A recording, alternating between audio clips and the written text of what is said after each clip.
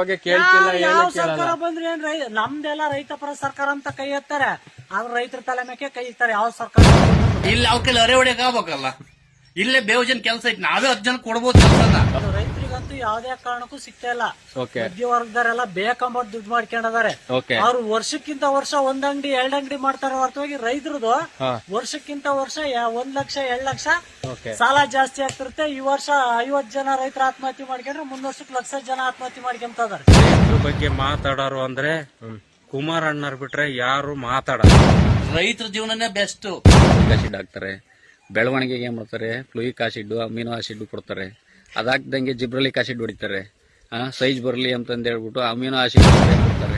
ಅವ್ರವ್ರು ಬೆಳೆಯೋದಕ್ ಮಾತ್ರ ಫಿಕ್ಸ್ ಮಾಡ್ಕೊಂಡವ್ರಲ್ಲ, ನಾ ಬೆಳೆಯೋದಕ್ ಫಿಕ್ಸ್ ಮಾಡ್ಲಿಲ್ಲ, ಅವತ್ ಬೆಳಿತೀವಿ ನಾವು. ಸರ್ಕಾರದಿಂದ ತಗೋವಾಗ 14-15 ಸಾವಿರ ರೂಪಾಯಿ ಕ್ವಿಂಟಲ್ ಹಾಕ್ತಾರೆ, ನಾವು ಮಾರುವಾಗ 3-4 ರೈತರು ಬೆಳೆ ಬೆಳೆದ್ರೆ ಫಿಕ್ಸ್ ಐತಿ.